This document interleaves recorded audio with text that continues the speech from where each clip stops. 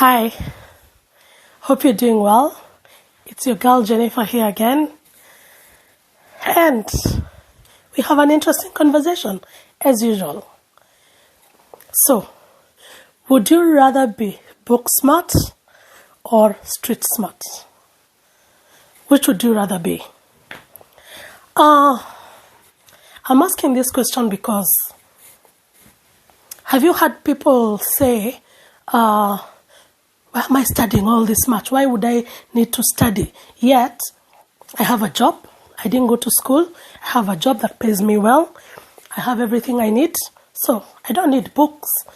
I don't need the papers. I don't need the academic qualification. I am good.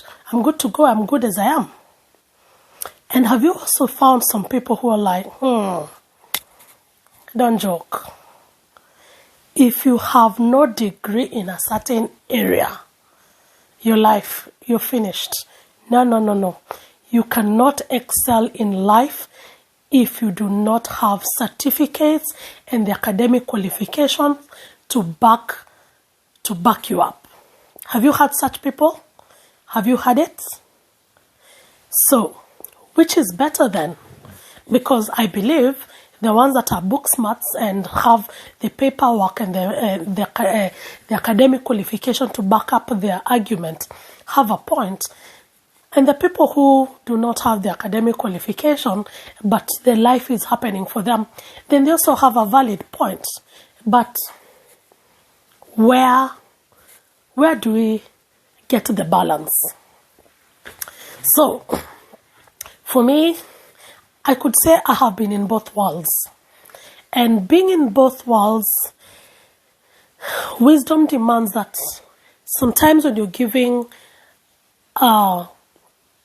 advice from your experiences, it's good to give from a place of where you can step back from your experiences, look at the bigger picture, then give an advice. So from me, I think for this argument, I want to look at the bigger picture because I've been in both worlds. For me, it took me so many years for me to go back to school and have the academic qualification. So when I left high school, I went to a graphic school.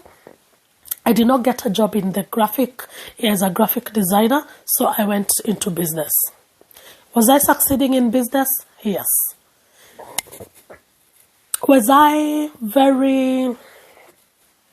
Did I have the tools to succeed in business? The answer is no. I could say I succeeded out of sheer luck and how life was then. It was easy just to maneuver. As long as you have that thing that people need, you could succeed. And according to me, succeeding then was I sell something, I make profit, I can buy myself a few things, look nice, at least have my own money, have my own financial independence. That looked to me like success. But then, looking back today, that was not success because how could I even advise any other person to come into business and be able to do what I was doing? I didn't have even the words to tell somebody, this is how you do, this is how you calculate profit, this is how you take out expenses. For me, I didn't have that information and knowledge because I had not gone to school to study anything to do with business. You get? And for some time in my life, it worked for me. And then that's when I got this idea. I don't think I need to go to school to study marketing or BCom. For what? I'm already doing what BCom would come and do for me. So I really don't need it. Then I went to Dubai. When I went to Dubai, I went and worked. I'll give you my Dubai story. How I went and I worked in the housekeeping industry for the Dubai Metro. Anybody riding on the Dubai Metro today? We were the pioneers of Dubai Metro. Working in Dubai Metro, we were the pioneers because that's when the Dubai Metro came into being, into existence in Dubai. And in my time of working in Dubai, however much that country did academic qualifications were not so big for you to get a job in Dubai, but they were big if you are going to grow in any industry or any field you'll be in. If you didn't have the academic qualifications, there was like a set ceiling that you couldn't go beyond. But with academic backing and qualification, then you had no like ceiling. You could go and do anything. You could grow to any heights. So that made me tell myself, no, I think I'm made for greatness and I'm made for more. And that's when I decided to go back to Kenya. Definitely, there were issues here and there that also made me to go back to Kenya. But that was the beginning point. So when I went back to Kenya at around 28 years of age, I think this is very interesting. I think I need to mention this. I grew up in a time where you go to school at a certain age. For example, you go to school between 0 years to 18 years, you have cleared high school. From 18 to about 23, 24, you need to have done your university, if you are going to university or college. After 25, school was like a no-no. If you're going to school, it is master's, PhD, those things, but not your first degree, or that's the time you're joining college. It looked like, because this is how we used to say it, I am too old to go to school. No. People, I go to school with children. That's how you'd call it. I don't know other countries if that was the language, but it would be like, no. I go to school with children. No. Me, an old person going to school with children, no. So, because of my experiences in Dubai, I realized, whoa, you need papers. My friend, you need papers. If you want to go places, you need papers. So, I decided to go and start my first degree. By God's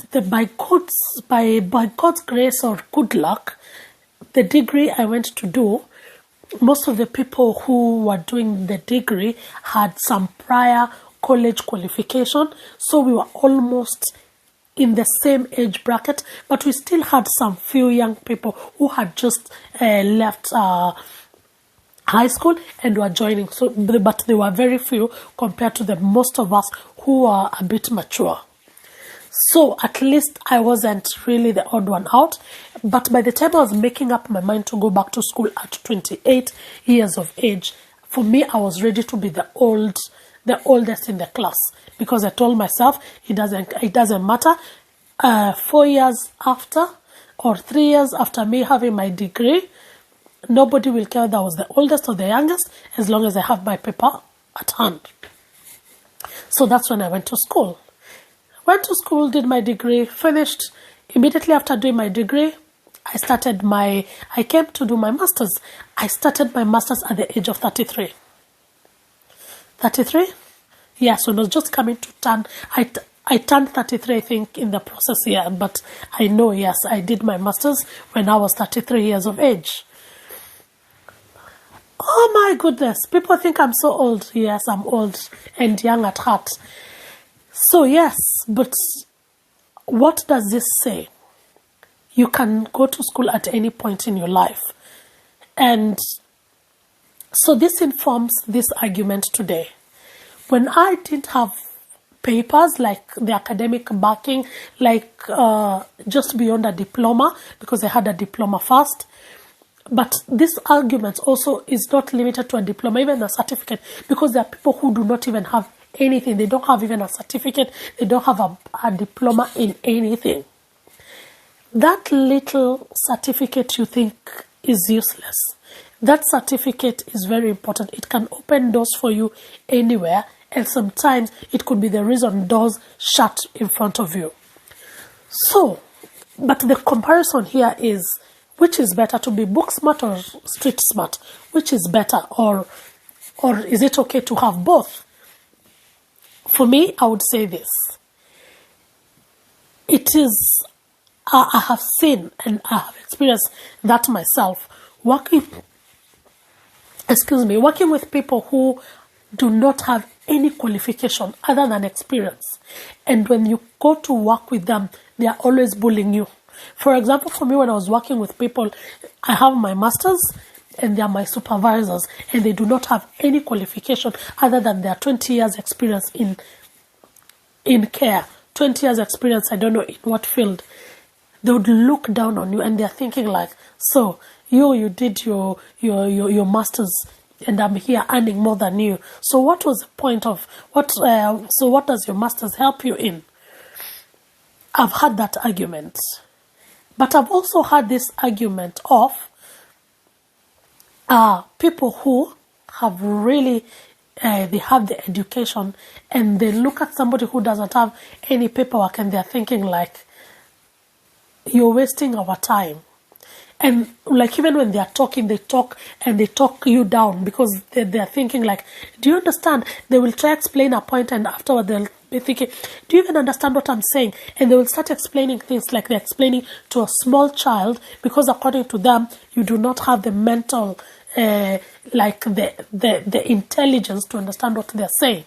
So both, I have seen the two of them, and both of them have one thing in common: they are very demeaning. Very, very demeaning. And to work with any of the people who lives on one side of either being street smart or book smart, it can be very frustrating. So, what would I want to advise people who are coming up in life and are deciding to do things or not to do things, to go to school or not to go to school? This is what I will say. If there's any reason, good reason, for you not to go to school to study a particular skill, course, or anything, then you can be excused, because maybe some odds did not favor you. But if you have absolutely no reason, I would encourage people to go to school. It is important. Very, very important. And this is the reason why it is important. If you're going to change policies in countries, if you're going to change policies even in your village, or be listened to sometimes, you not only need to have the truth. People with experience sometimes have truth and facts that are based on their experiences. But again, when you go to school and get to learn and to be fed with some knowledge, then you're tested on that knowledge and you pass. You make more informed decisions. You are better placed to win arguments that are academic or book smart related. But also, in this world, people that affect decisions are not people who have experience only. They are people who have backed that experience with some academic backing. So you need both your street smart experience and you need your book smart experience. But it is, I would say, you lack wisdom as a person if you are either book smart or street smart and you choose to look down on anybody because they are not where you are. In any situation, we should be people who help people to come up. Why do people have a low self-esteem?